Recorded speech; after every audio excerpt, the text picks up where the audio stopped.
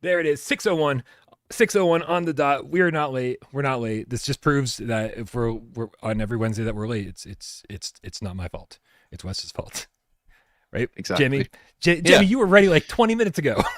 I was primed and ready to go. I was sitting here waiting for the call, and then it came, and then it's not our fault that we're a little bit late. It's okay.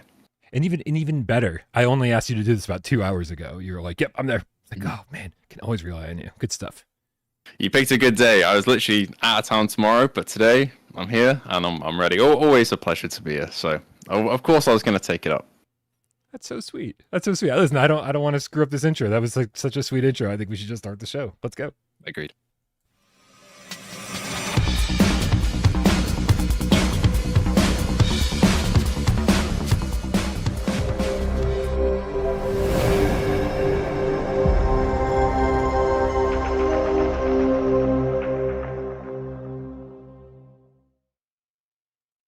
This is PSVR GamesCast Live. We film live every single Monday, Jammy Day, and Two Wise Friday right here on YouTube. We do it live 6 p.m. Eastern for your viewing pleasure, but we care so much about the sounds going into your earballs. That's why we put this up on podcast services of your choice.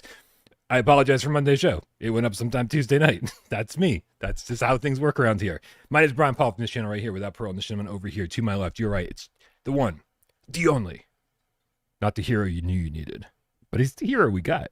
It's Jammyhero. Hello, good to be here as always. Yeah, we were talking right before the show started. You're traveling tomorrow. You just got back from traveling not that long ago. What's with all the traveling lately, man? What was how was yeah? It's been a busy year. This year, I basically wanted to travel as much as possible. So I've been a couple countries in the last couple of months, and then continuing for the rest of the year. But Japan was great. I've never been before. I have family there. The white balance on my camera is doing something really weird, so I'm now blue, but I'll fix that. There we go. But yeah, it was really good. Like culturally very different to the UK, but everybody's really nice, very accommodating of silly tourists like me who don't know what they're doing, and I definitely recommend it. So yeah, good time. Were you telling me there's no bins? We don't call them bins here in the States. Like that, is that What do you trash call them? cans? Yeah, no trash cans, as you say. Yeah, especially in Tokyo, it was really weird. Landed, and you buy whatever you get from your convenience store. When you get there, and then you don't. Where do you put it? There's no bins anywhere. Like, gotta go back to your apartment. I'm also gonna change my light at the back because I think that's what's messing up and turning me blue. I feel like I'm on acid right now with the colors changing the way that they are. I'm just like, I'm gonna fix it. Don't worry. It's kicking in. Did someone slip mushrooms into my tea? What happened? Let's change it to red, and then maybe it'll sort itself out. If not, we'll just turn it off. It'll be fine. We'll just turn it off. It'll be fine. Okay, back to normal. Anyway, yeah, there's no bins in Japan. How strange. But even still, with that cultural shock, yeah, no, amazing country. Yeah, the food is the main thing. Like, I love me some ramen, and they do it the best there. They really do. I turned Jamie down just a little bit.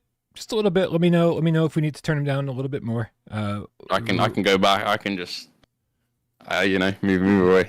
It's all good. You shouldn't have to change anything. This is what happens, man. We get a guest host on, and of course we do no technical setup beforehand. We did have a mic problem though. We took care of the mic problem. So, we did. What are you gonna do? What are you gonna do? It's fine. Jamie, it's been like 2 months since you've been here. Wait, hold on a second. Oh, we were talking about traveling. Where are you going tomorrow? Can you talk about that? Is that a thing? No, yeah. So, I mean, tomorrow is not to another country or anything exciting. It's just another UK city. But for the rest of the year, because I hit Copenhagen, Japan, just got back from Norway last week. I love Scandinavia, and then heading to Belgium for the Formula One in July. But tomorrow is nothing overseas as much as I love for it to be. A little bit on a wait till the next trip. But you caught me at the right time because I would have been not here is the main thing. Yeah, well, next year we're getting you to the U.S. so that we can do the GameCat meetup 2026 proper with as many cats as possible and with as many co-hosts as possible. And you've definitely earned a spot on that list. So thank you. I'll take you up on that offer. I think I'd love to. I mean, seeing all the photos from PAX and everything like that looks great. So I better go. All right. Keep us in the mix, chat. Let us know how Jammy's sounding because I can only I hear him. He sounds fine in my head.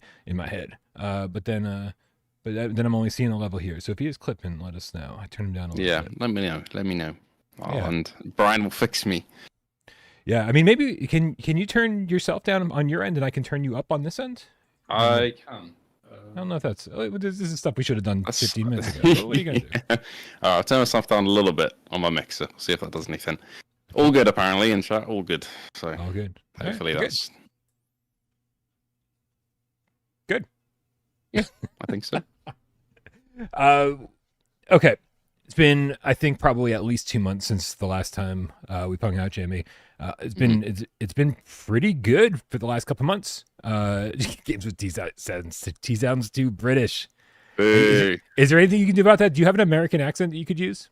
God no, not one that you want to hear. We're not doing that. Okay. You're stuck with this. Sorry, T. You're stuck with this, mate. You practice for the next episode. We'll do this again and I'll have a British accent. It's gonna be I like that idea. We can swap. Yeah, we'll have no idea. Okay. Looks like things are fine. What have you been playing? What's going on? What's happening? We got to get the show back on the rails. Yeah, we do. Yeah. I'd say mostly at the moment, play through Midnight Walk for the review for that one, and then replay through it again afterwards. Not to spoil for people that haven't played it, there are two different endings basically. I'm not saying what happens in each of them, but you should play the game and you should play it twice to see both of them. But I've been doing that because I really enjoyed that game, despite some of the issues with the port that a lot of people were not happy with, which is fair enough. I still loved it, just like the craft of it and everything like that. The story was great, the themes were great, the music was amazing. So that's taken up a bit of my time, and I have kind of delved into Smash Drums a little bit, even though I'm awful at it. It's a great game. Really liking that. But as for other stuff, bit of flat gaming as well, because it's been a bit hot here, so VR sometimes isn't the way forward. But now it's cooled down a little bit back in the headset, and then onto Steam VR a little bit as well. But as is always the way with PC VR, something has always gone wrong, and it has. So I'm having troubles with that at the moment. So yeah, another reason why I stick mostly to PS5, because it's just you plug it in and it works. Yeah, usually. Yeah. So sometimes you hit a black screen and you're like, what happened? And no one knows. And then sometimes it gets blurry and you're like, what happened? And no one knows. And developers are like, it's fine over here. And like, no, it's not. Don't fucking lie to us. That's very familiar. Yeah. Yeah, for real. Yeah, I like what you said about the Midnight Walk. I feel like the Midnight Walk is perfect for 2 playthroughs, mostly because the first time through, you're just trying to figure out what to do. And I think so much goes past you, or so much gets past you, like you don't even appreciate. Right? And then then the second time through, kind of knowing what to expect and knowing knowing how the puzzles work and all that, and knowing what to do, you can just sort of take in everything without being like, I wonder how to move forward. No, you just kind of appreciate the way it is. So play through it once right now, and pick one ending, and then play through it again after they patch it, and then you can appreciate it in a completely different way. I'd agree with that, the patching, because it's like the game as it stands, it looks okay. Like it's just the amount of effort they put into the models in the game and the animations. It needs a better visual experience in the headset to really appreciate all of the great work that's gone into it. But I fully agree with that. Going through it after you figured out the puzzles and everything like that, because especially pre-release, sometimes I worry with games like that which have puzzles, even though they aren't too hard in the Midnight Walk. I think if I get stuck here, there's nobody to help me apart from maybe some other creators who are further along than me, so I better not get stuck. So I always have that worry, but on the second playthrough, it's just appreciating with the artistry of everything. And the game's not that long, so you can go through it, maybe in 1 or 2 sittings, to be honest, depending on how fast you are. But you can really just kind of go through it and take your time if you want to, I think, is one of the best things for me. You can stand there and look at stuff for ages, or you can blast through, and it's really up to you as a player and what you appreciate. But yeah, I on that second playthrough, it was more about the story, really, rather than any of the gameplay or the puzzles. And I found I appreciated it a lot more through that second one, yeah. Yeah. I'm just watching this trailer as we talk, and the character models are it's just so beautiful. Like they've created something really special here, and it's like I just think it's a disservice to the art design to not let us see it at full resolution and just crisp and clear. It's so early on in the game, like in the first 2 minutes that you're playing, where you light a fire and there's all these characters around the fire, and I just remember thinking, God, this should look better. I want to feel like I'm around this fire, but instead it just feels like I'm around, this fire with a bunch of blurry somethings or another. And Yeah, I hope they can really make this thing shine. And it was great to see Moonhood Games on Twitter being like, what kind of game do you want us to make next? And the overwhelming response was like, make more of this. Like, this is good. Just more of this, please. So people are really digging what they did. Yeah, I'm glad that it's done well as a hybrid game as well. We talk a lot about the strategies for stuff like that. And I think it's played out well for them in terms of the amount of flat screen gamers that I've seen play the game and loved it is really encouraging, as well as the VR side, because it kind of deserves as much money as they can to keep making this sort of game, because it doesn't come along very often that we get something as ambitious as this and unique as this, really. And I'm glad it seems to have worked out on at least initially. You can see from a critical side, everyone seems to be loving it, at least like the core game rather than the port. So if they can keep doing what they're doing, they're quickly going to become one of kind of my go-to studios, where wherever they're making, I'm going to be interested, which I kind of was when the Midnight Walk got announced, to be honest. But now that they've established that, and I love that game, I'm all aboard for whatever they have. Yeah, I agree, man. Such emotional storytellers, like, really just deliver something special, something you only get like once a generation or something like that. So, yeah, looking forward to seeing what they're able to do with this. We got the GameCat Andrew Ehrenreich with the $2 tip in the chat, says, "Yo, Jammy." Yeah. Hello. Thank you very much. It's very generous. Yeah, I mean, it's a name I recognize a lot. Always around in my chat. I appreciate you being here. Thank you. We got Ace Gamer Cat with the level 1 membership, says, "Ask Jammy to speak to Ghost of Tabor. He's elite."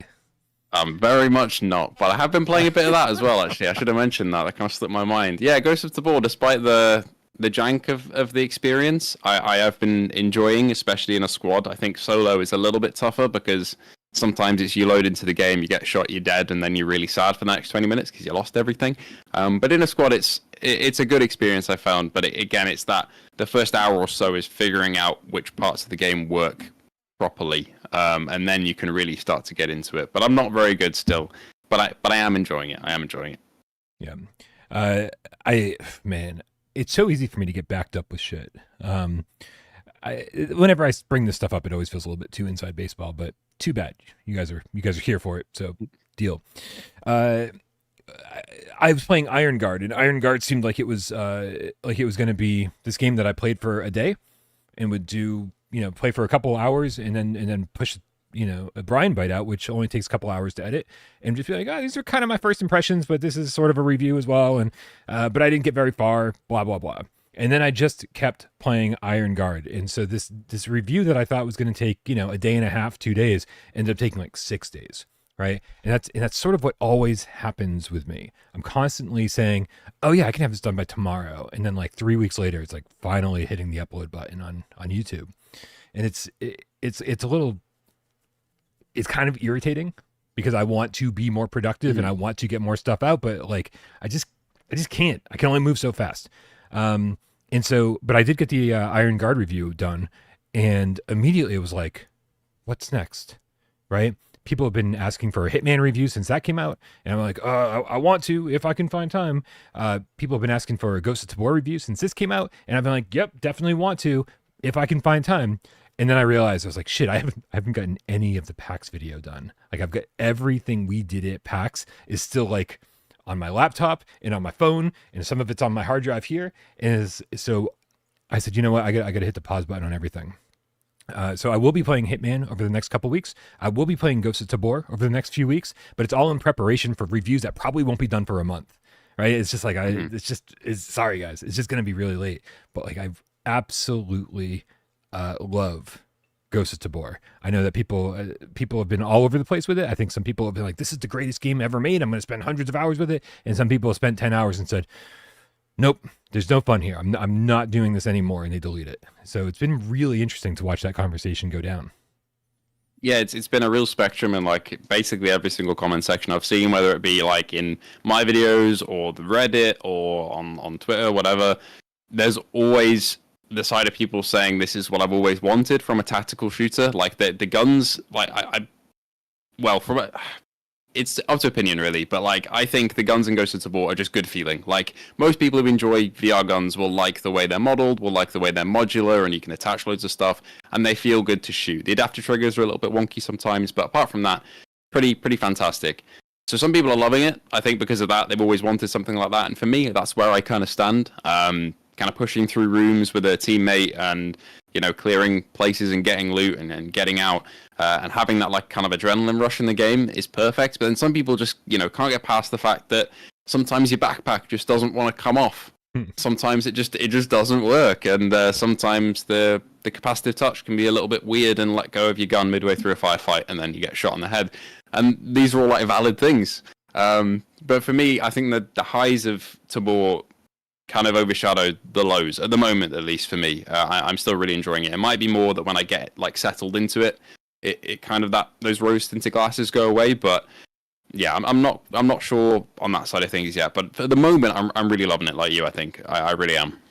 Yeah, I mean, yeah, anything could happen. I'm not going to claim that I'm going to love it for the next 100 hours, but I am loving it right now, and we'll see how that goes.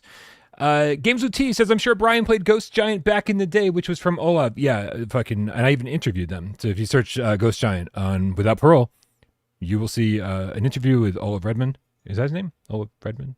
Something like that. And he was fantastic. He was great. He was one of those interviews where I don't have to do anything. I just sit here and push him in the right direction. And he talks, and he's got a lot of cool stuff to say. And I loved Ghost Giant. Just absolutely adored it. Especially since it had like kind of a point and click adventure vibe to it. Good sense of humor. Beautiful character models, all that. And I think I actually like Ghost Giant more than Midnight Walk, even though Midnight Walk seems more my style. I don't know. You get an opinion on that? Interesting. Jammy? I mean, I was speaking to T about this the other day. I haven't played Ghost Giant, and this is one of the games where I was like, man, I better get out my PSVR 1 again. You know, yeah. I think. Yeah, I think so. Or they need to we need to get in touch with Zoink and be like, how much do we need to pay you to bring PSVR 1 games to PSVR 2? Because that's not a game that should be stuck last gen or whatever. It's on sale for £2 at the moment as well. What am I doing? It's aligned. I need to do it. Scott, the PSVR GameCat for Life, says, I need that PAX video now. Please, Brian, please. Yeah, dude. Okay, so I started, just again, inside baseball. I started today, right? I was like, this is what I'm going to do today. Like, pause everything. For the next 24 hours, I'm going to do nothing but work on the PAX video. It took me 6 hours just to get all the files from all the places into Premiere. And so it's like, oh shit, day one is like just organization. I'm so scared that like this is going to be another one of those projects where it's like I was going to do it in 24 hours and it ends up being a 3-week process. I can't let it take that long. I got shit to do. But I was looking through the footage. This is going to be a great video, right? It's going to be so great it's going to be one big fucking 2 to 3 hour video. It's going to be GamesCast, interview with devs, and lots of shit from the show floor. It's just going to be massive. It's going to be crazy. And I'm so glad we filmed as much as we did. It was awesome.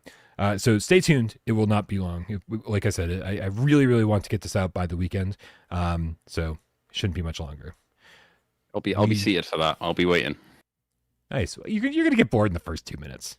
No lies. Yeah. No. Everyone's gonna be. They're gonna be like, oh, geez, 2 hours. I don't have time for this.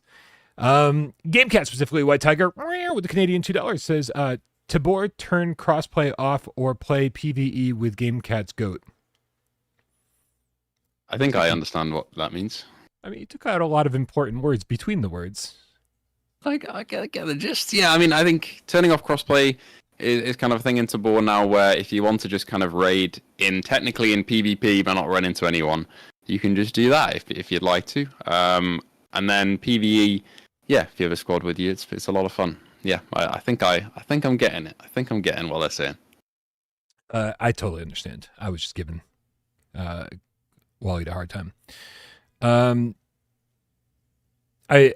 Listen, people have asked me to, like, multiple people have been like, play Tabor with me. And I'm like, I'll get there. Well, I'd like to play Tabor with a bunch of people over the next month. Definitely Jammy, if you're around, we should do that. I definitely want to get back in here with AJ. AJ and I had a lot of fun playing together. And then, any cats out there who like want to play, like, just like, hit me up. It's not going to happen today or tomorrow or the next day, but like over the course of the next month, I'm going to play with a lot of you guys. And then we'll get all of you into the review. Like you can leave your mark on the channel forever. Yeah, absolutely. Thank you for the tip, GameCat, specifically White Dogger. We got Nihilist Ryan, the game feeling with the $5 tip, says, Ghost of Tabor is life right now. We needed this so much. Yeah, see, there you go. There's, yeah. One side or the other side? I guarantee you the next tip is going to be from somebody that's like, Tabor's trash. Yeah, it's honestly, I get it, but it was also surprising the polar opposite between the two sides here. But at the same time, I understand the reasons for both. So, yeah. Yep. Thanks, Niles Ryan. We got GameCat Rambo Gizmo with the $5 tip. Says Midnight Walk is amazing, cats. I changed the setting to grayscale. Oh, right, because in the menu. On the PS5, looks more clear. Reminds me of Tim Burton's Nightmare Before Christmas. Interesting. Yeah. Didn't know why that was possible. I was thinking, like, why would anybody want to do this? And then GameCat Rambo Gizmo was like, I definitely want to do this. That's cool. Maybe time for a third playthrough with that on then, maybe. Yeah, maybe. Still waiting for the patch before I play it again. Yeah. Yeah, Unique DX in the chat says Ghost of Tabor is a joke. See, I was just waiting for it. It's there somewhere. It's happening. What else has happened in the last month? Did you play Pirates? Did you play Iron Guard? I did. I played Pirates. I didn't play Iron Guard, but I'm hearing a lot about it now, and now I think I'm going to play Iron Guard. Because honestly, that's been a bit of a sleeper hit in terms of the community. A lot of people have come out and said that they didn't expect anything from it, and now they're like 15 hours deep, and they can't go back. So I'm looking forward to trying that out. Pirates was a functional good game for me. Like everything worked as it should. I just didn't grip me for some reason. Like I had a good time with it, definitely. But I don't know. It might have been something with like this. I don't know. The sound design was good. Maybe the music just didn't hit later on. There's a couple little things that kind of took me out. But overall, it is like a competently made, good indie game. So. Yeah, but it wasn't really very piratey in my opinion. Is the only other thing as well. There are no like really big pirate moments. It was just a fun little adventure, which is okay. But yeah. Yeah, it was a little more Uncharted than Pirates, which is fine, you know. Yeah, it was really. I think the final word on my review, and I agree with you about the music. Like I think the music's good. Like especially when I was like scanning through my review and listening to the music while I was putting it all together. It's like, this didn't hit as hard as it should. Like while you're playing, like there's some moments where it's like, man, why didn't they just boost the volume during this part, or like really it just seemed like a little underwhelming, but it was still somehow good at the same time. Yeah, I don't know, exactly perfect 7 out of 10 as far as I'm concerned. I'd settle on that as well. Like 7's a nice score for it. I think you're right with the volume levels there, maybe in terms of the moments where you just kind of need it to peak up. It just didn't, and it's strange because at the start in the open area on the beaches, I found the backing track was really nice there. Like I was vibing to it, and then past that point, it just felt a little hollow. But maybe it is just because it was playing more as a backing track and less than an assistance to the actual what you were seeing in real time. So yeah, maybe they can mess about with that with a patch and see if they can bring it up a little bit. Who knows? Did you read the PlayStation Store description of Pirates? I didn't. I did not. Dude, like somebody needs to contact them and be like, this is fucking so inaccurate. They talk about the island being like an open world. And I'm like, nope. Oh. Nope. This is not what we mean when we say open world. It does say that. Yeah. Oh no. What's the exact line? Open world Caribbean island. Yeah, open world Caribbean island. No, not quite. Right. Sorry, sirens on my end. They're definitely misrepresenting what the game is. Like the island when you first start up in the first opening areas, it's like you do kind of feel like you get to explore sort of everywhere, right? But there's clearly marked paths where you can climb up here and you can walk over here and you can climb over here. And that's it. That you can't just walk from one end of the island to the other, not even close. It's just a level disguised as an open world. And it's clearly not. So, and then once you're inside of the caves, which is really where I feel like the adventure begins, it's very linear. It's linear, yeah. Like you've got the underwater bit where you got to explore a little bit, but it's to one goal, isn't it? It's not really like you can't take multiple passes. And that parrot, man, that fucking parrot, man. I'm sorry. yeah, I forgot about that. I just read through the description and I saw comical companion. It wasn't for me, but that's okay. But the rest of the game, honestly, it seems like I hate it now. I don't. I had a good time. I promise I did. But yeah, there's a couple little things. That's all. Yeah. No, it's the same voice actor who did like all of the lines in the game, and so, you know, Yeah, it's I can't be too hard then. It's not even him. It's not like honestly, it's the script. The script was bad. He was not the right choice to do the lines. They have that. You literally fall 2 feet and you hear. Oh my god! What? What kind my of pirate score's are you? decreasing as you're saying this. My score's going down and down as you're bringing back these memories. Yeah, we're Apparently down to you a shoot 6. the parrot. Interesting. Okay, I didn't know you could shoot the parrot. Maybe next time I'll do that. I killed the parrot fucking as soon as I was able to, and but then the screen goes black, and then they bring you back to the last checkpoint, and the parrot's alive again. Yeah. Oh, that's unfortunate. I got excited for a second then for nothing. Right. Oh well. How great would it be if you get this alternate ending because the parrot's supposed to help you out at the very end and it wasn't there to save you or something? You that just would be great. die. Yeah, right. Oh, yeah. You might not like the parrot, but he needs to be here. Yep. Does that cover all the games that we played in the last month? I think so. I have a list of something that, I mean, Slender didn't come out. That got delayed. Played Walltown Wonders as well, actually. That was... Oh, yeah. Yeah. It was okay. I ran into a couple of problems with it. Some of the pathfinding with some of like the mini games didn't quite work. But initially my reaction to it was quite positive. I was like, wow, it looks really good. And it's kind of smooth to play, but there isn't too much of a challenge there, really, I found. But some people really like it, but I think if it was a mixed reality like it was originally, I think it would have been more of like a novelty than it was. It just seems so glued together, like poorly glued together. Right? It just seemed like they were trying to do something, and they just maybe during development they just kept adding this and then adding that and then adding this and then never found a way for it all to fuse together properly. And yeah, man, like I went in wanting to love it. Yeah, me just too. Wanting this me too. nice little casual game, just like something charming. And I did think the art style was charming, but man, those characters suck. Did you care about the dating stuff at all? Like, so dumb.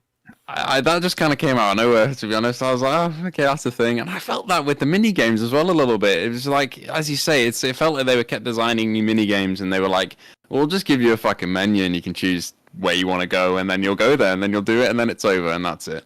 But it was a bit of a just an okay one. I think visually I really liked it. Art style again was fantastic, and the idea was great. But over time it lost that novelty that I had at the start. And I haven't really been, excited to return to it since. I haven't. That's it. Yeah, I'm good. I'm good forever. I like if for me to really enjoy Walltown Wonders, like it's not even like, oh, if they patch this and patch that and patch that, it's not going to do it. I need them to basically strip it down to nothing and build it back up from the ground, from the ground up with a completely different design philosophy. And like, who's going to do that? No one's going to do that. Yeah, I think we're stuck with it how it is, unfortunately. GameCat goofing in virtual unreality says, without Parole, you talking about personal life or Walltown Wonders dating? Listen, it's not like my personal life is going that great either, right? So how harshly can I judge the dating in this game? Right? If I judge, I should judge my own shit just as hard. We got comic book guy with the 10 quid says, hello, Jam. You just going by Jam now? Is that what we're doing? Just Jam? We're shortened, apparently. There we go. Yeah. We're going to be just J soon. I'm down to be B Paul. Yo, B Paul. Yeah. This sounds B. pretty Paul. fucking, yeah. Sounds way more credible than what I got going on right now. Says, I'm going to ask another very random question. Yep. Another random question. But anyways, what song/singer do you want added to Beat Saber if you have any? I would like Florida. Florida. Is that? Florida. Oh, yeah? Yeah, Florida. Yeah. Okay. No, I'm so old. What happened? I don't even know who Florida is. I don't know who I'd pick for that, to be honest. That's the thing. As soon as I get asked, my mind goes blank. Yeah, I could definitely come up with a couple of maybe albums or artists if I had a bit of time. Please, Brian, come in and help me here. Any songs? Oh my god, dude! Like I'm such a fucking. So I mean, in the '90s, I was a grunge kid, and then I grew up to be an emo kid. I didn't grow up, I guess, and so I mean, give me a full track pack of Nirvana. I would take the entire album of In Utero. That would be amazing. Soundgarden, Pearl Jam. I mean, but I want the entire album. Pearl Jam's a good idea. Yeah. Yeah, I don't want this nonsense where they just take one, like the most popular track. It's like, oh, here's Jeremy in Beat Saber. No, thank you. No, I want the whole album. Yep. So there's that.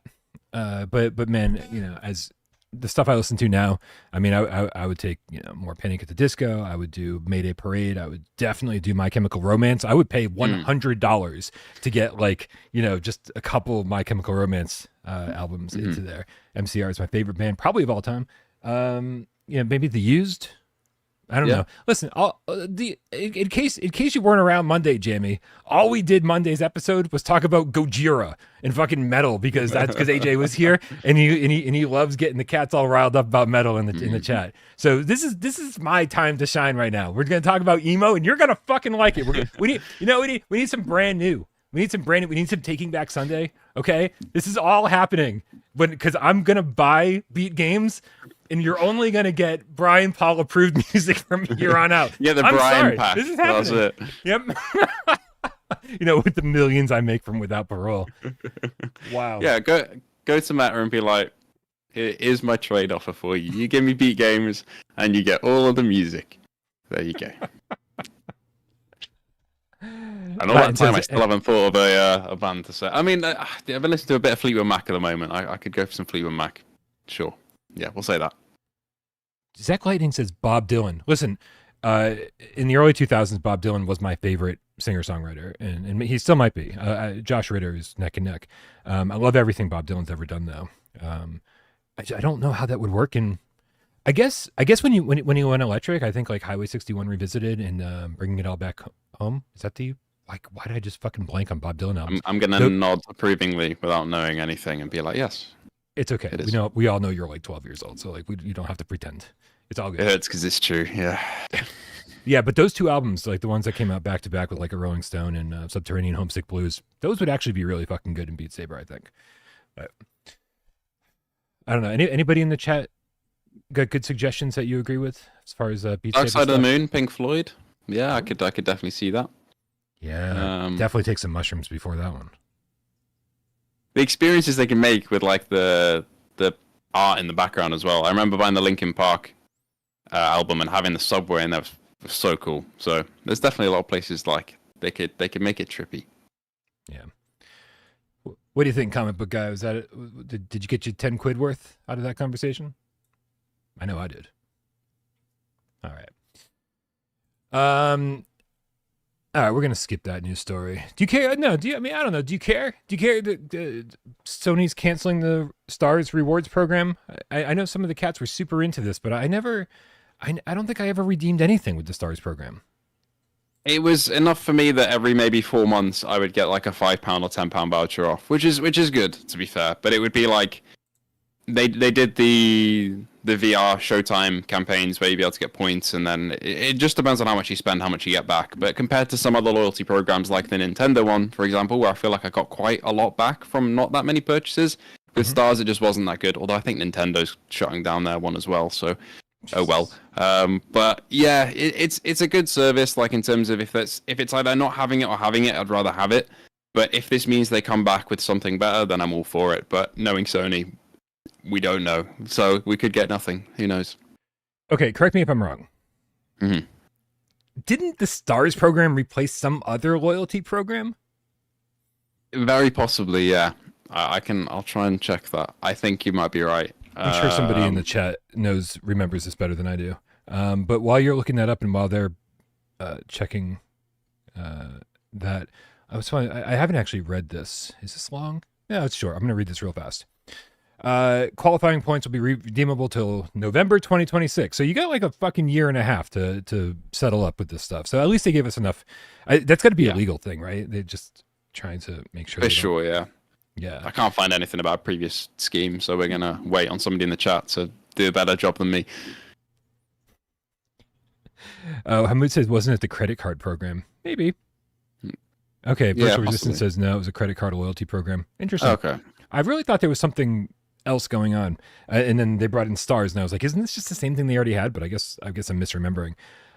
Dude, I've owned Nintendo products forever. I didn't even know about the Stars thing that they do until yesterday when I entered a Legend of Zelda giveaway. And I was like, wait, how do I enter this? And they're like, oh, just sign in. You get 100 points.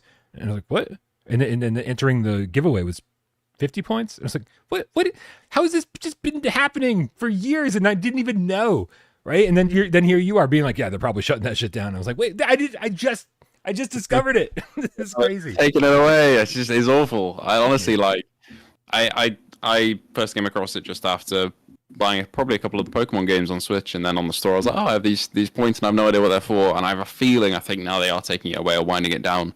Maybe they're replacing it something with the Switch 2, who knows? But it seems like Sony are doing the same, where they're like, yeah, we're just going to stop that and go on to something else, and I hope that it doesn't take them until this expires points-wise to bring something else in to replace it, because that would be a very long time.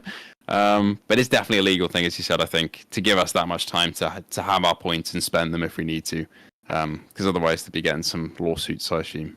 Are you buying a Switch 2? I don't know, man. You see, hang on, let me.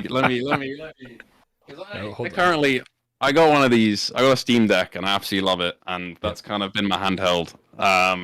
And there's nothing currently on the Switch 2 that's making me go, oh, I really, really want that. But who knows? If in a couple of years, if they built up like a couple new Pokemon games, new Animal Crossing, I could be convinced. But at the moment, well, probably not. Yeah. What about yourself? I feel like maybe. I didn't take, like, I was awake and people were, I got the notifications about the pre-orders going live, and so I could have 100% probably scored one, and I didn't. Mm-hmm. And I've sort of been kicking myself ever since, because you always buy Nintendo consoles for Nintendo exclusives. And having only spent about 4 or 5 hours with Breath of the Wild, I really want to play through that in like better resolution, better frame rate. Mm-hmm. And so like, I don't mind paying the upgrade for that.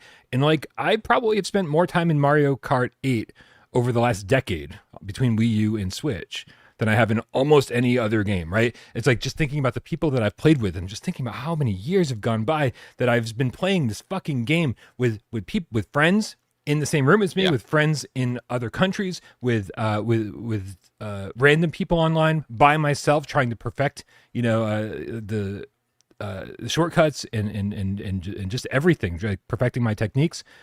I'm like, how could I not be there on the ground floor with Mario Kart World? Right? It's almost, for me, it's almost worth the price of admission just to be there on day one for Mario Kart World.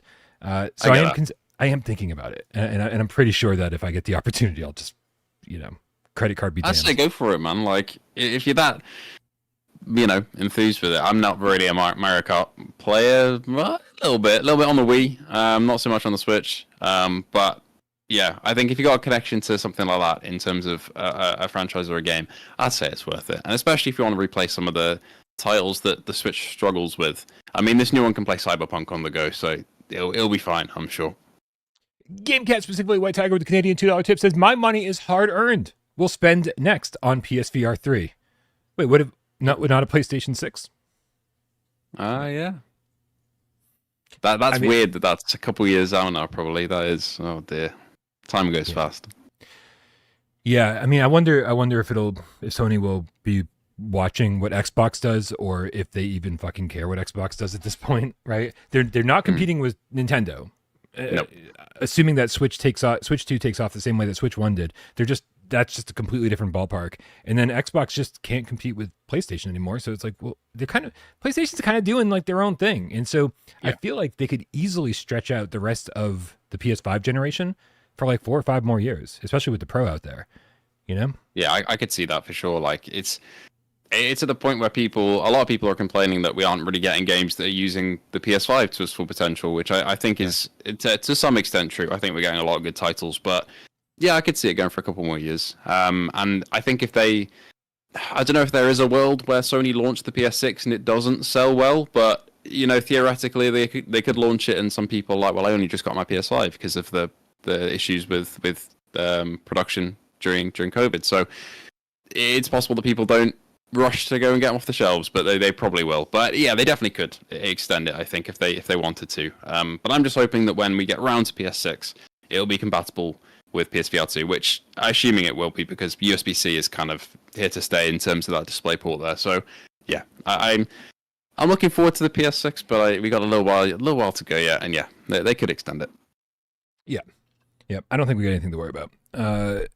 I think I was talking about this on Monday's show. I really feel like PSVR 2 is just getting going. We had some hurdles to deal with over the first couple of years, including the price, which is no longer an issue. Well, as much of an issue. It's definitely more manageable now. And of course, no one could say that there's no games because there's so many fucking games. Yeah. It's developed into a really nice kind of like platform for, say, a year ago, some people would be debating, is there enough to play? And now it's like, there's been enough indies and enough AAA stuff that if you're here for the AAA, there's enough to keep you satisfied to a good extent. And then if you're here for the indies, then you're drowning in good games at this point. So it's really come along, and it's nice to see a lot of people still hopping on the PSVR 2 train, even 2 years later. Tolerable Aussies with the Australian $2 tip says, "Why buy the Switch 2 when you can buy an Ouya?" With comments like that, you're becoming less tolerable by the second. What? Yeah. Anyway, what a disaster it was, the Ouya. Oh well. Yeah, I've always been fascinated by it, though. Always been like, yeah, me too. Me too. A little bit. Yeah. It's a new era, 2025. Anything could happen, right? Fire Festival 2 is happening, or not happening, depending on who you ask, right? I think maybe it's time for Ouya 2. The Ouya 2, yeah. Yep. Let's do it.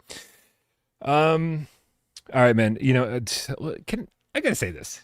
Next time you're on the show, we're just not going to have a run a show because I feel like the conversations that we have naturally that have nothing to do with the stuff we have scheduled are way better than the conversations we have scheduled. So yeah, I'm looking at our schedule here and it's like, oh, we talked about none of this so far. It's okay. Yeah, and we're gonna skip over. Fuck the Stars program we already bitched about. I don't care about the next one, and we're gonna go straight to speaking of all the games on PSVR 2. One of them just got pushed into next month, which you might have seen from the headline of this video. It is Zombie Army VR. They got pushed from, it's supposed to come out tomorrow, right? Wasn't it the 22nd? Yeah, it was. That really crept up. Like the other day, I was like, shouldn't we be getting review keys by now? And then I talked to which studio is it? Rebellion, whatever. And it's like, yeah, about that. Just, and then the next day it was, delayed. I was like, yeah, saw that coming a bit. But it should have been tomorrow. I felt so bad on Monday's GamesCast. Everyone's like, uh-oh, you guys don't have review keys yet. I wanted to be like, it ain't fucking coming out. Sometimes we get to bite our tongue a little bit. But I'm actually really excited about Zombie Army. If you guys did, we should probably not bury the lead here. If you guys missed the delay information, it's right here on screen. Zombie Army VR says, "Dear Dead Hunters, we wanted to share an important update about the release of Zombie Army VR. The game will now launch on all platforms Thursday, June 12th. This additional time will allow us to deliver the best possible experience for you at launch. We apologize for the delay, and we appreciate your patience." Not a lot of information.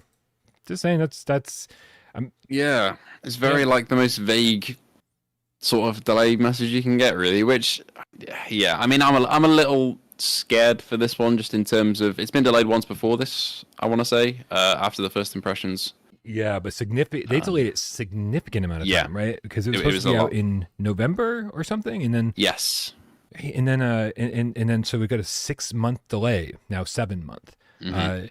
Some VR games start development and then release 7 months later, so they've had a pretty lengthy amount of time to fix all the issues with this and really polish it up and make it something special. And of course, if you're a PSVR 2 gamer, which I don't know what the fuck you're doing here if you're not, they've actually been advertising specifically to PSVR 2 gamers, saying, oh, it's going to run at 90 hertz native, it's going to use adaptive trigger supports, there'll be headset rumble, DFR, so it's going to hopefully look sharp and run smooth. They're saying all the right things. And honestly, I was just talking to AJ about this on Monday. I am really excited to play through this with him. Because it's the kind of game that I'm sure it's fun on your own, but with a friend, I feel like that's what this game was made for, and just kind of laughing about some of the ridiculous over the top kills with the X-ray kill cam. I think that's kind of where it will shine in terms of the same way with Arizona Sunshine for me is that in single player, is enjoyable experience, but in multiplayer, it adds a whole new level to it basically. And as long as it's polished, then I think I'll have a good time. But I'm also I'm a little bit more cautiously looking forward to it. I don't think it's going to have any major problems after that big delay, but I'm not a massive Zombie Army fan anyway. And yeah, it's one that I'm excited for, but not not to the level of, say, the Midnight Walker this month when that was coming out. I was really hyped for that. It was right up my alley. This isn't quite as much, but I still, yeah, it's probably the biggest release next month for me, maybe. So, yeah. Well, it's funny that you mentioned that. Because segue time. It was a great segue. Fucking too bad we ruined it by calling it out. That's my bad. We actually were, for the last month have been like, what is going on with May? May is like just overloaded with games. Why are they just piling these games up on top of each other? And I gotta say, with Zombie Army getting delayed, it actually feels like it kind of almost sort of worked out, right? I feel like maybe if Ghost of Tabor, like just from a personal standpoint, if I had some lead time with that and was able to cover it properly, it would have been a perfect month. But that's the only real exception. I think we got a bunch of great quality games. I think we got a nice combination of kind of feature rich, deep games with some nice deep game mechanics. Like even like Iron Guard was deeper than I thought it would be. Ghost of Tabor way deeper than I expected it to be. And then like Pirates, where it's just kind of like a fun, lighthearted 3-hour adventure. So we got a nice mix. And I got to say, man, with Zombie Army VR getting pushed out of March, pushed out of May kind of feels perfect. And now with that in June's looking kind of perfect too. Like it's just, it all seems to have worked itself out a little bit. And so I figured since I have you here, no one can tell, but I forced him here. He's tied to that chair. He ain't going nowhere. Help. I have minions everywhere. Minions in the UK tying people to chairs. I woke up this morning and there's somebody sat there going, Brian sends his regards, and that was my day. And I've been sat here since. We can dream. Anyway, let's talk about June, because June is looking pretty fucking cool. I gotta be honest with you guys. A lot of this is questionable at best.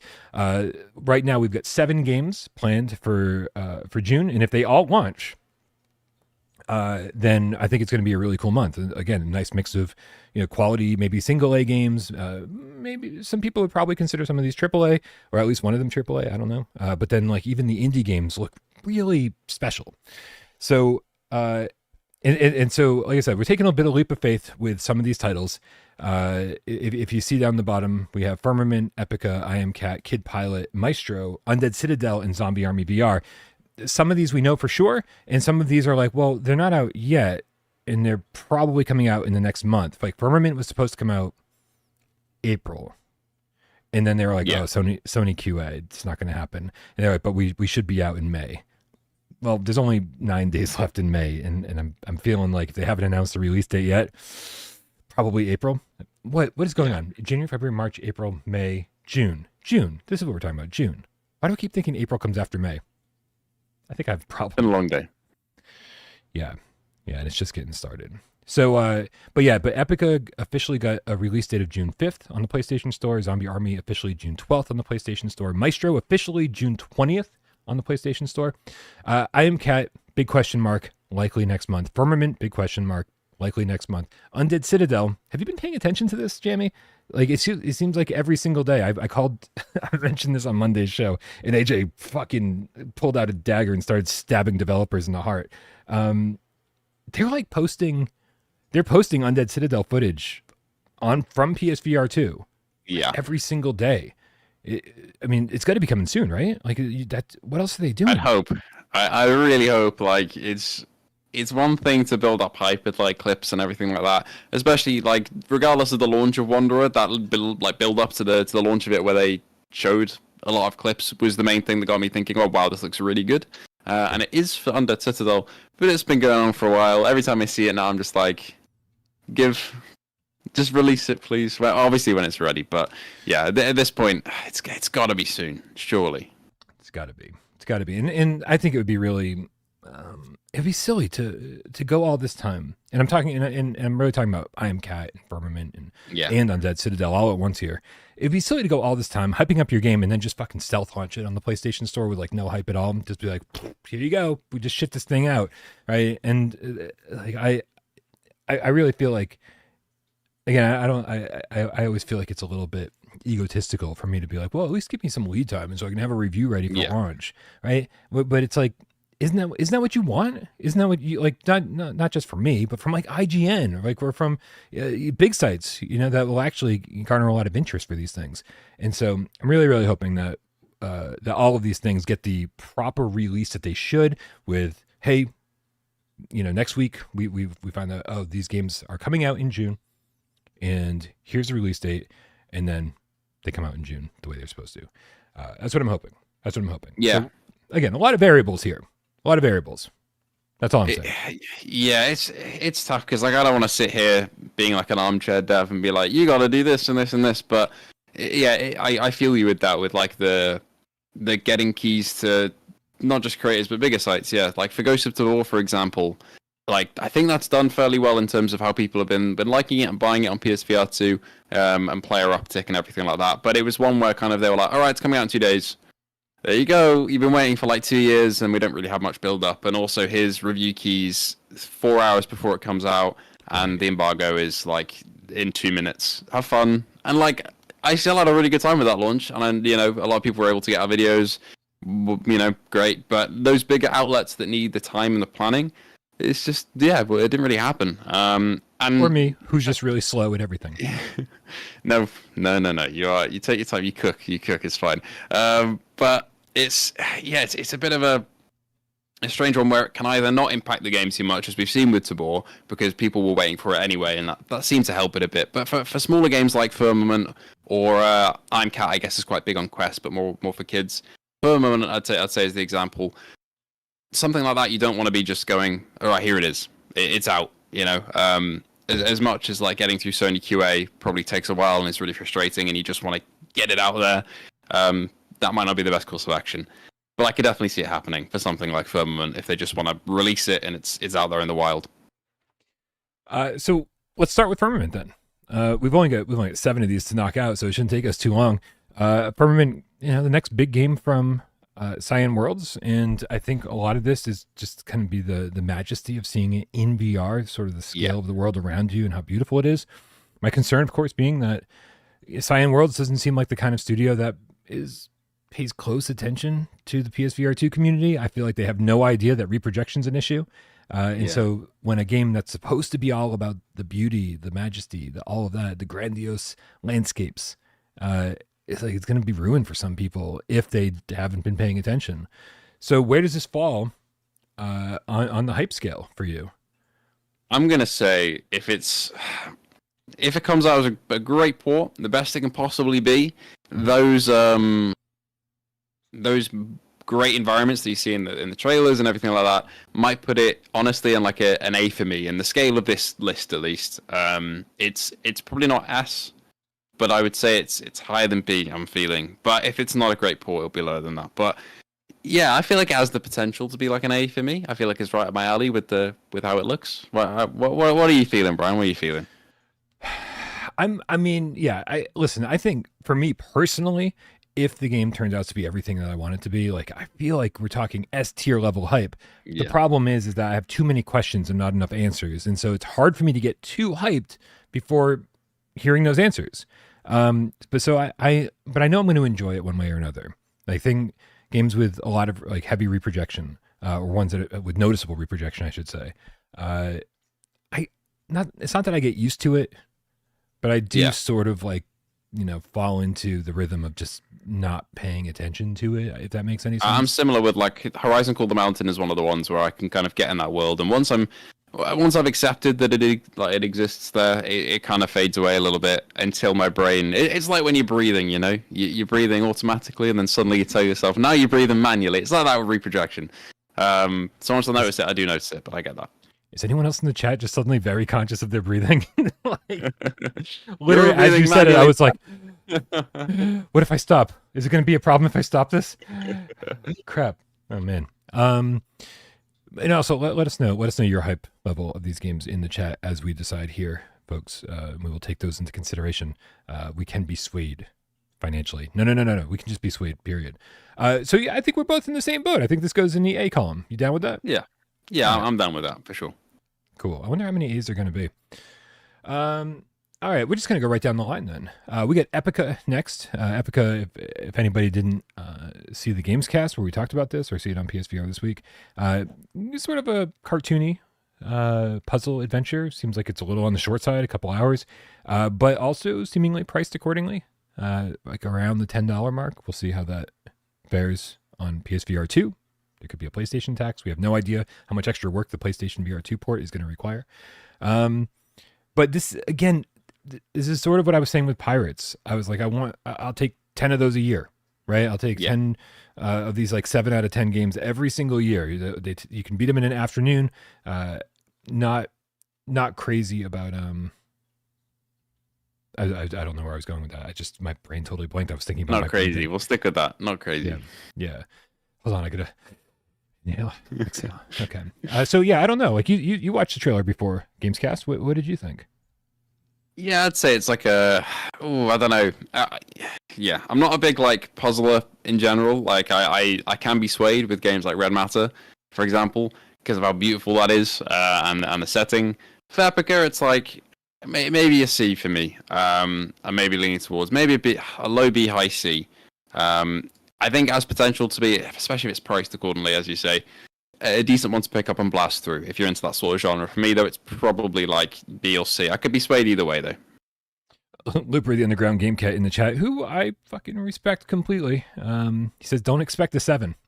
So that is taking it out of the B category for me and pushing it down to C, I think. Yeah, I'm happy with that. We can level there. Oh, Looper says I had to play it twice. It's very underwhelming. Ugh. Oh, no. Okay.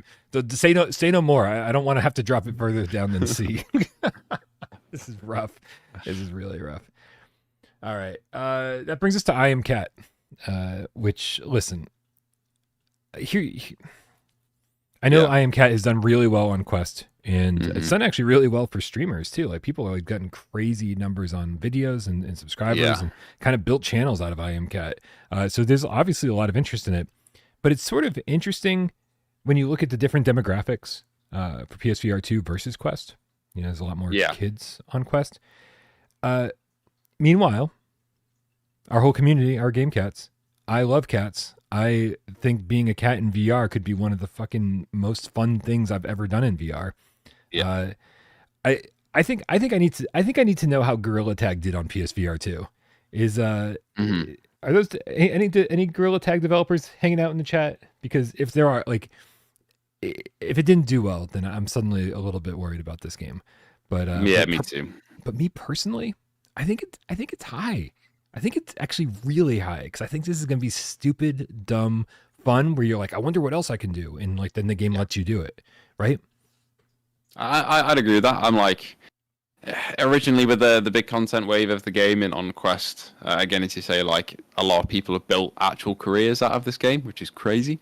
But I think it'll be like that dumb fun. I think, it's one where I'm not the target audience, really. I mean, I love cats. I have a cat, but it's not the sort of game where I'm going to be spending hundreds of hours in it. But I'd say it's fairly high just because I think it'll be a polished port in terms of how it runs, at least. And I think it'll be fun. It'll be damn fun, and I'm down for that. You know, in a sea of games where sometimes they take an hour or two to complete or longer, and sometimes they have puzzles that are very hard. I want a game where I can just knock stuff over. Sure, I'm down.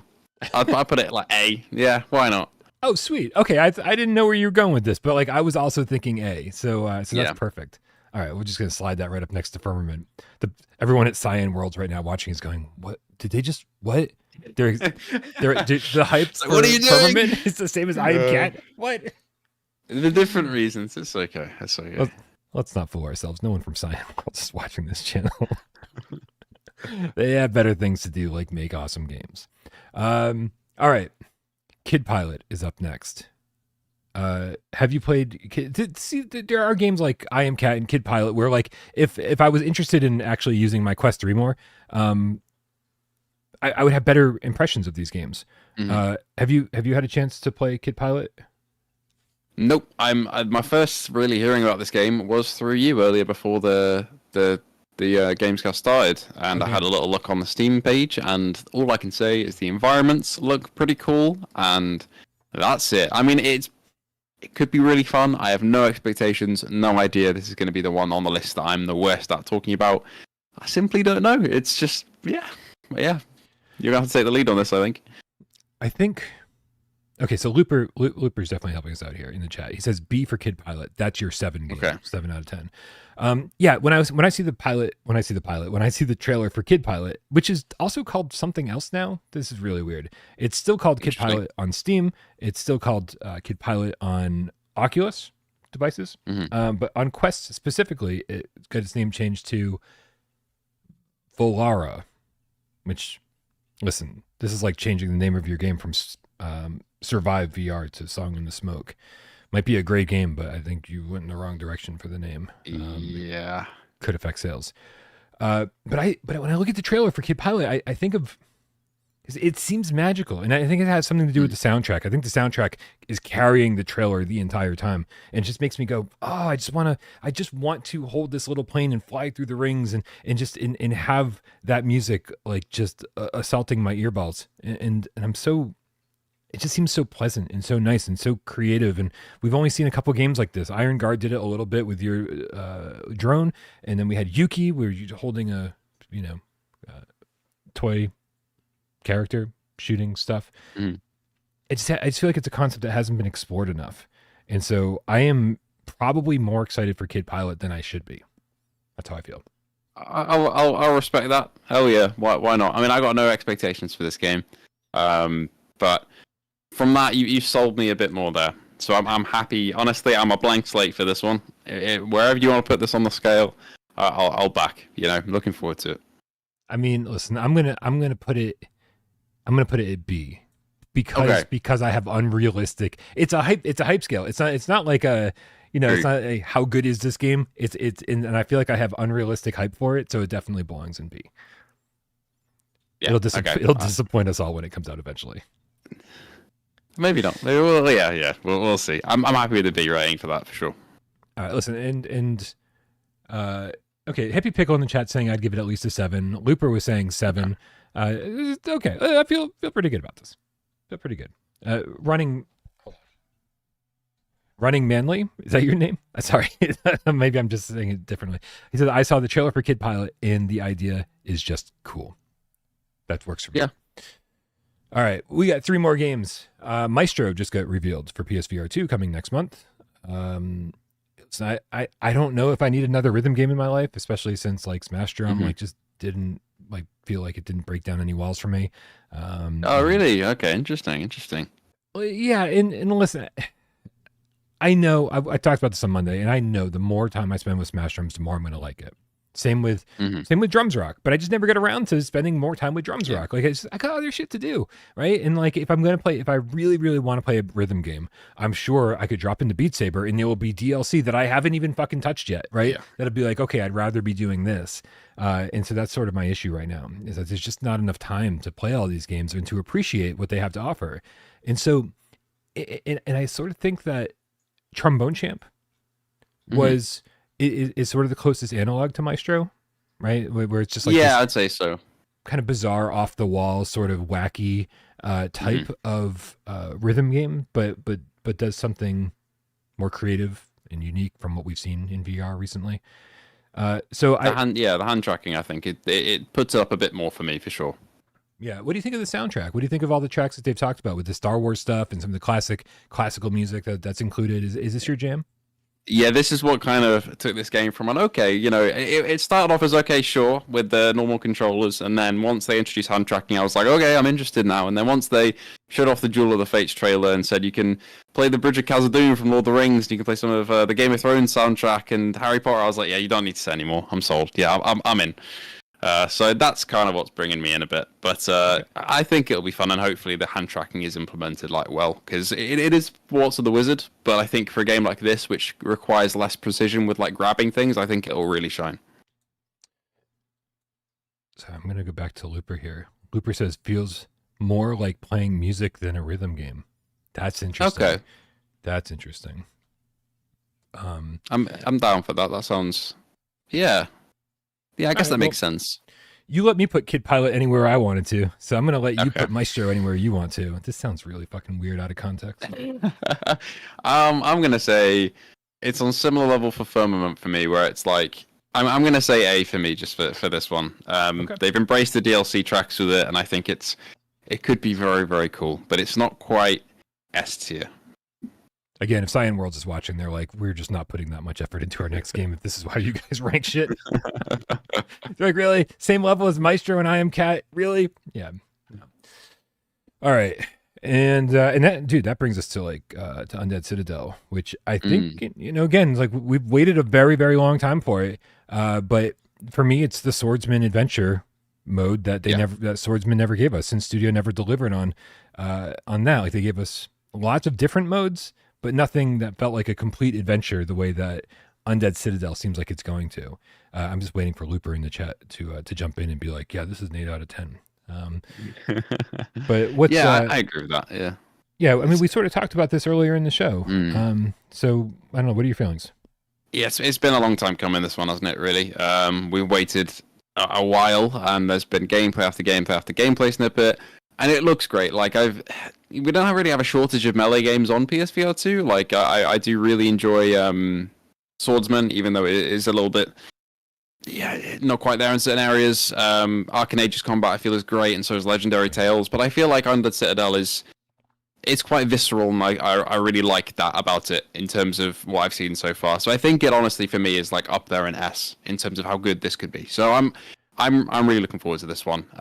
If it runs well, feels great, good PSVR2 features, it can really shine, I think.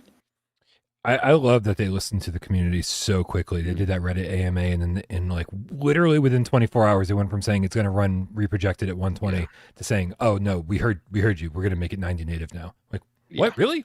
Okay.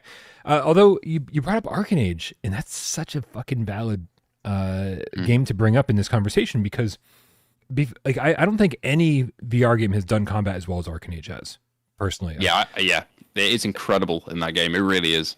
The physics feel spot on, and like I think other games might have done it better from a technical standpoint, but I think they made it more fun than any other game that I've played in a long time, right? It's like you can chop off limbs, and you can reflect, lasers back at the people firing sniper rifles at you.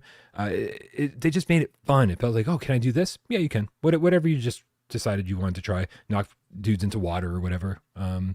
So yeah, I feel like they raised the bar a little bit in a world where like I don't think VR bars have been raised all that much in the last 8 years. I do think that Arcane Age just at the last minute snuck in there and raised the bar for melee combat. So it makes me a little bit nervous. Yeah, me too. Because like when a game makes me want to go back and do the challenge modes and just face enemies in areas that I've already been to. That the content and the content is there, and the combat is incredible. Like that loop just made me want to come back to the game after I finished it and just keep on fighting. It's a bit like Blade and Sorcery where I can hop in and I can face a horde of enemies, and it feels fresh because I'm trying new things and they work in the sandbox. And if Undead Citadel can pull that off, this could be another contender for a great combat game. But who knows? All right, I'm going to read 2 comments in the chat who are not completely opposed to each other, but they're different takes. Looper is back saying, S for Undead Citadel. Great linear action adventure. Hubris type. One of the best final bosses in VR. Hubris type is interesting. Yeah, I did not expect to hear that. And then we got Awesome Tatum saying, Undead is a B tier. It's a good game. Combat is pretty awesome. Campaign has enough in it to keep you moving through the game. Yeah. Okay. Good to hear about the combat being good, though. That's the main thing for me. Yeah. That might be enough to carry it for me if the rest of it is not quite up to par. But from what Looper says, hopefully it is an S tier. It's an S tier for me in terms of hype. So. Yep. I'm loving what they're saying, and I can't listen. I think Arcane Age had one of the best final bosses in VR, and that was coming off. Oh my god! Playing Behemoth. Right, which Behemoth was all about the bosses, or supposed to be all about the bosses, and then didn't end up actually being all about the bosses. And so, yeah, listen, I'm with you. Let's do S tier on this. Yeah. Again, Cyan Worlds is like, what is happening? I love imagining that Cyan Worlds just stopped everything they're doing today, and they're all sitting around the office going, Can you believe these two motherfuckers? What is which is clearly not happening. All right, and then that brings us to Zombie Army VR that just what is with the sirens? Zombie Army VR that just entered the competition for the month of June. Could be good, could be average. It could, but my guess, Jamie, whether it's a great game or just an average game, I think it's going to be a fun game, and that makes it chart fairly highly for me. What about you? Yeah, I'm with you on that. I think for me, my hype isn't quite as high as you, I don't think. But it's like, in terms of hype from this month, it's in S up there with Undead Citadel for me, because it's definitely above Maestro, Firmament, and GameCat and the rest of the grouping we have here. I think it's going to be similar to Arizona Sunshine, where it's like, it's not the most boundary pushing VR experience I've ever played in my life, but I think it's going to be really fun, and especially in co-op. As soon as I said co-op modes in the game, that excitement went up by a point, and I'd say it is up there. Excellent. I don't want to fight this. I don't want to fight this at all. Listen, and I think the thing is like, I respect them for delaying the game for as long as it took. You know, even creeping up to launch here, they weren't willing to be like, listen, we're just going to push out a day one patch and it'll be fine. You know, they were like, oh, we're gonna delay this for 3 more weeks to make sure that, or 2 more weeks, whatever it is, to make sure it's ready, right? Which is not something we hear developers say. And you know, let's be honest, we don't know if it's going to be ready. I mean, they could just be like, it'll be slightly better than the trash pile it was going to be. Hope is. Yeah. Scott, the PSVR GameCat for Life says, "Is there a medical emergency in Worcester, Brian? So many sirens tonight. Where have you been, Scott? This is par for the course." Yeah, constant medical emergencies. Apparently, I have no idea. Just looking in the chat, making sure we didn't miss any really good takes. Now Ryan is talking about women's butts. That's about it. Good. Yeah, We got caught up on that. All right, so listen, we got Undead Citadel and Zombie Army VR hitting the S tier, Firmament, GameCat, and Maestro hitting A tier, Kid Pilot hitting B, and then Epyka in C. But I want to play all of these games. There's not a single one coming out that I don't want to play. So I'm glad that like they all ranked decently high. And who knows, man? Like Iron Guard for me was a game that I didn't even want to play.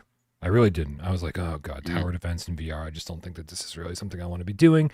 And then the second I got in there, I was like, oh wait, I'm going to play this a little bit longer. And then this a little bit longer later, I was like, I still want to play this longer. So I think a lot of these games, I don't even have that barrier to entry for any of these games. Me neither. Yeah. Good. Yeah, I think we got a good lineup here. It's similar to May. I was heading into May with like 1 or 2 games that I was really hyped for, and then all of the ones I tried, I at least liked a bit, and the ones that I didn't like a bit, I liked a lot. So I think it'll be another good month. And it's weird because we're getting into summer, and usually summer's quite quiet, but it's just not. Everything is still coming at us. So yeah. Yeah. Yeah, this has definitely been a conversation recently about summer games and games that are coming out, and like, you know, with it being warm in a lot of places in the world, and being like, does anybody actually want to put on a headset and buy a VR game in the middle of June or July or August? And I guess we're gonna find out. That we are. Yeah. All right, cool. Well, that takes care of that. Ooh, GameCat, specifically a White Tiger. Oops, sorry for the delay on this. This was like fucking 3 hours ago. With a Canadian $5 tip, says guaranteed successful PSVR3, Android XR custom OS, wired and wireless mode compatible, new tech OLED 4K lenses, haptic triggers 2.0. How could they get better? And $400 price tag. Sold, if that did come to pass, but it's a tall order. It's a while away, but I would love for that to happen. I really would. Yeah, I mean, I'm hoping that PSVR 3 even. I don't. It's going to be so interesting. I think what we're gonna get more than anything else is just PSVR 2 V2, right? They're gonna make it a little bit more lightweight and maybe maybe do something about Mura, do something about persistence. And maybe that means dropping the OLED panels. Maybe that means dropping the Fresnel lenses and doing something that's cheaper or looks better or whatever. Sorry, I keep getting emails, and I'm not. There's a computer over here currently because I was transferring files from this computer to this computer, and it's just very weird to be like notified during GamesCast, like, oh shit, there's stuff that needs your attention right now. I never pay attention to anything until GamesCast is over, so I apologize if I've been looking over here a lot, because it's just like, man, emails keep coming through. What were we talking about? PSVR3, cheaper lenses, maybe drop the Fresnel. Yeah, I mean, I would definitely be open to pancake lenses, seeing how that would come through, and seeing kind of how they would tackle that in terms of marketing it, because at the moment it's like these beautiful OLED colors, and dropping that, you need something else to make up for that, and all the marketing for it, which I guess would be lighter headset, cheaper headset. Which could definitely do well. I don't know what they'd call it though. PSVR2 Lite, PSVR2 S, PSVR2 0.5. Whatever they want to call it, right? Like whatever they want to call it. They didn't even give PSVR1 V2 another name, did they? They just said, no, this is just what we're doing with it now, right? And so people who really care can go check serial numbers and stuff and be like, oh, I just want to make sure I'm getting the right model for what I'm looking for. But yeah, I mean, that's how I envision it. I feel like they're just going to keep the same model. Because we have so good, man. Like I honestly think the headset is so good the way that it is, right? And when you see certain developers taking advantage of what it can do, and really, I mean, when you play a vertical robot game, you play Red Matter 1 or 2, you go, man, we don't need another headset for a while, right? Yeah, like it's future-proof, man. It really is. Right? And so just being able to plug that into PlayStation 6 or whatever the hell, I just feel like such a good situation that we're in. So if they, it kind of removes this need for PlayStation to support it, right? Yeah. Like, oh, it just works on PlayStation 6, and now indies or Trip Studio, whatever third-party studios want to make VR games, they can just keep putting VR games out, and like Sony doesn't have to support it; they just have to make it compatible.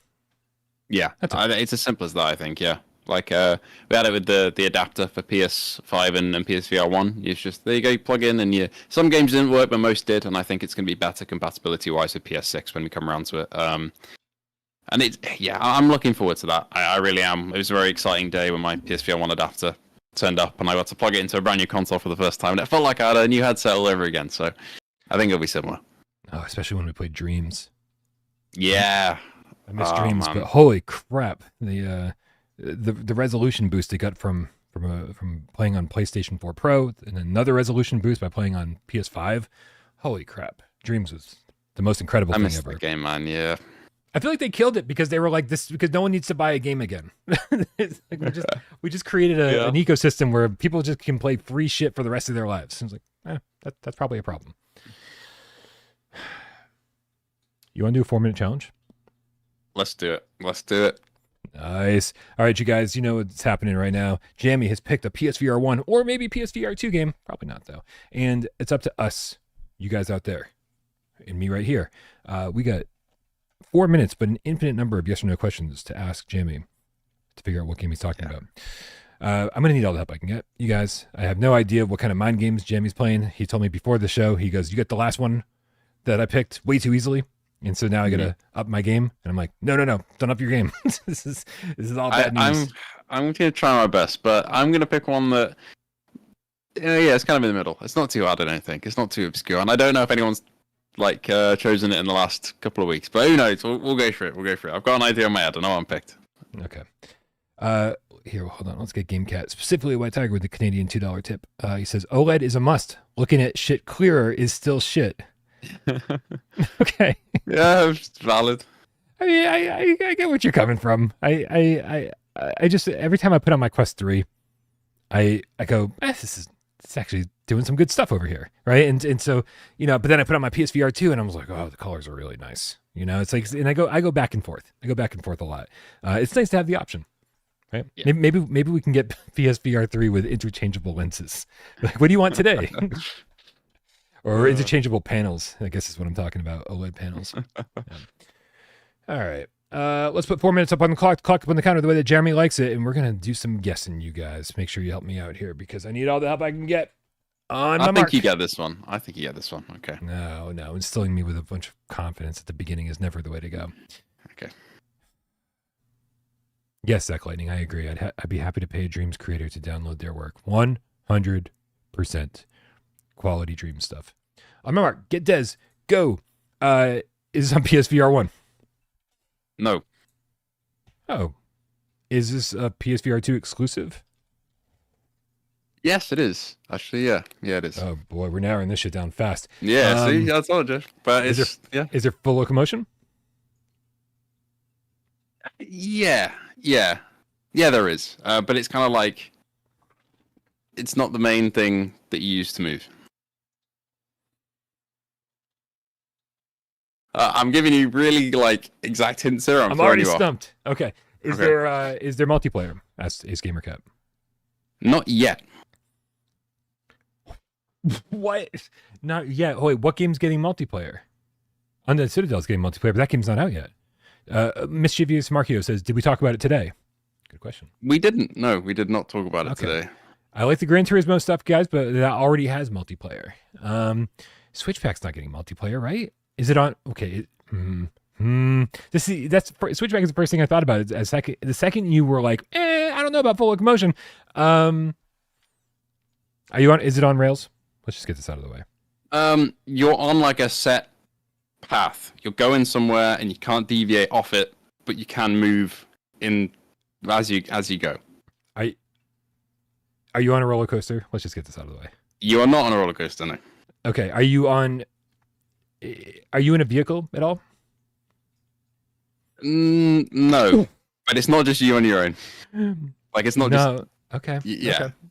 Right. Do you have skis on? Do you have skis? You do have skis on, yes. Oh no. Okay. So yeah, I mean, I guess we're talking about 90s extreme skiing because it's gonna get multiplayer. We are. All right. Well wow, man. Listen. I don't know if I would have gotten there without the chat, but that's. Hold on, I got to bring up the trailer. 90s. I wasn't ready to actually get it so fast. There you go. You got it. You got it. It's one that took me by surprise this year. I really enjoyed. Like I enjoyed Snow Scout. I remember we talking about that last year when it came out. Yeah. And they were like, "Here's a skiing game. It's only on PSVR2." And now, yeah, it is getting, hopefully at least, like as the plan is 4 versus 4 multiplayer with Which full bodies and stuff. Right? Listen. Again, I not to repeat conversations that I had like earlier in the week. But like what? Like this? Yeah. In my head, I was like, this game probably didn't sell very well. Just like I just assumed it didn't sell great. And I was like, in the solution to that is to add 4v4 multiplayer. I mean, listen, good on Tuner Max for really sticking with this. They're obviously very passionate about it, and they want to keep adding to it, making it something that everyone wants to buy. But holy crap, like that seems like such a massive undertaking.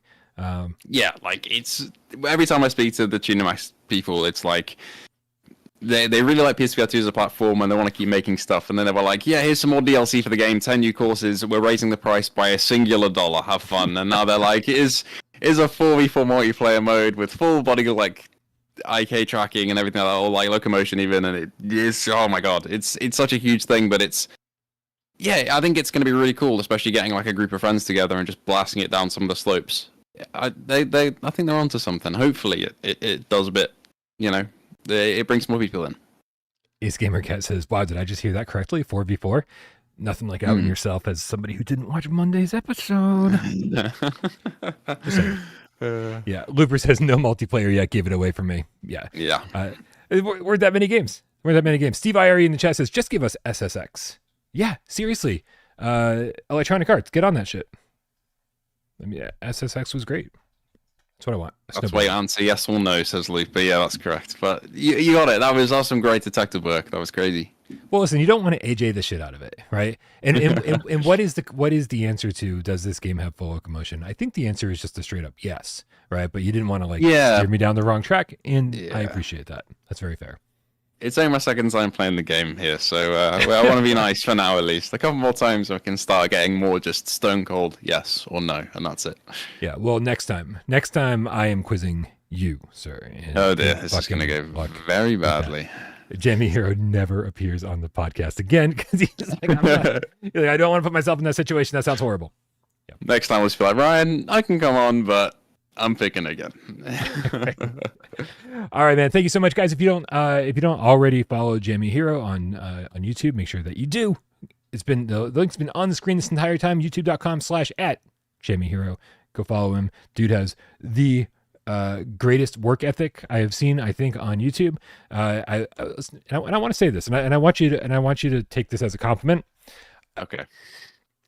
I've already complimented you about what you do on your channel. Thank you. But I feel like Jammy, you do your best work right here. Every single time you show up on GamesCast Live, I go, this guy's awesome. He does great work here. You fill in at the drop of a dime, a drop of a hat. I don't know what the expression is. And then you and I just have the best conversations. And I go, that was fucking great. And so I think, listen, I hope you keep joining us over here. And I hope and I hope at some point you just start your own podcast, GamesCast. Oh, right? I mean, I say this every time I come on. It's just great. Like whether it's for a state of play or just like chatting about everything that's going on. Thank you so much for having me. As always, it's been great. Thank you so much. Everybody's so nice in the chat. It's honestly it's a highlight. I say same as you. I come off the show and I'm like, fuck man, that was a lot of fun. So yeah, thank you so much, man. Looper the Underground GameCat says, who is, by the way, the keeper of 20 questions, says, yeah, because Jammy has picked a game 3 times so far and has never once had to guess. Oh, we're going to change that real soon. Uh-oh. Oh, no. I was about to wrap up the show and Comic Book Guy decides to tip. Comic Book Guy with the 5 quid says, it would be nice if Premier League player football, aka soccer, was on PSVR2. Gonna have to email the devs and the devs for hold on a second. I just lost everything. Here it is. And the devs for Planet Coaster 2, Our Frontier. Yeah, guys, listen, so many things to say right here. So I'm gonna try to boil it down to just like something really simple. I see you guys. You're out there in full force. You guys are on the front lines of VR and PSVR2. It is shocking to me how this is a news story that like we were gonna cover earlier, and then we didn't. But it was just shocking to me that I looked when I woke up, I saw the announcement. PlayStation was kind of touting this new PlayStation 5 game, being like I think it was like the Jammyhero project. Yeah, it was where they were showing off this new game, and people. All of the responses in the tweet were like, this would be great in PSVR 2. And it was names I recognize, right? And to the point where we are drowning out the voices of people who are actually excited about the game or people who are not excited about the game, because all of the voices are you guys saying, bring this to PSVR 2, right? That was happening all over Twitter today. And I just want to say, I'm really proud of you guys. You are just doing the work, right? And getting the message out there. So keep it up. And again, you know, like when it feels right to me, I'll retweet whenever I can. Sometimes it doesn't feel right. And I'm like, I don't know what I'm doing. This doesn't seem like, but I definitely want to make sure that when you guys, you know, are making a solid point, I want to make sure that like I help amplify that. So keep up the good work. You're awesome. And then Ace GamerCat gifted, I don't know if we've ever had this many, gifted 20 without parole gift memberships. That is insanity. That's, yeah. I don't think I'm going to read off this list. Pietrek F, Isaac Clark. I guess I'm reading off the list. Scott Thorpe, Taddy Peas, S-Rank NPC, Freddie Mays, Brian Tam, Sepric Seepin. I don't know if I get that wrong. Danny O, the middle-aged mutant ninja GameCat, Samos, Alexander Ritter, Alex, Real Timer 3000, Headbite. Headbite, by the way, was trying to sneak in one last round of Iron Guard before the show began. So good to see that you're here and didn't get sucked in completely. Dude, Johnny Rypop, the Stray Cat, one of our mods, receives a gift membership. That's amazing. Steph Richards receives a gift membership. Nightfire Equinox receives a gift membership. Cooper Owl. Is there another one? James Gooding. Is there more? There we go. Is there more? That's it. No, I got too excited. There we go. Still amazing. Oh my god. I lost count. Hopefully I didn't miss any. Thank you so much for your generosity, Ace GamerCat. This is, as we always say, the best community ever, and you guys prove it again and again and again. We love you so much. Don't forget to subscribe to Jammyhero. He does great work. And we love you very much, Jammy. Thanks for being on here. We'll definitely see you again sooner rather than later. And with any luck, there'll be a state of play or some kind of showcase where we can, like, it's sort of like mandatory at this point, right? You're always my co-host for that kind of stuff. So hopefully we'll see you again for something like that real soon. Yeah, thank you for having me, man. It's been great. You got it, man. Always a pleasure. And thanks everybody who supports the channel, financially or not. We don't care. Just happy that you're here. We love you guys so very much. And of course, everybody who sits back and watches the show doesn't say a goddamn word. We know you're out there and we love you just as much as well. Happy Wednesday, Jammy. Let's go.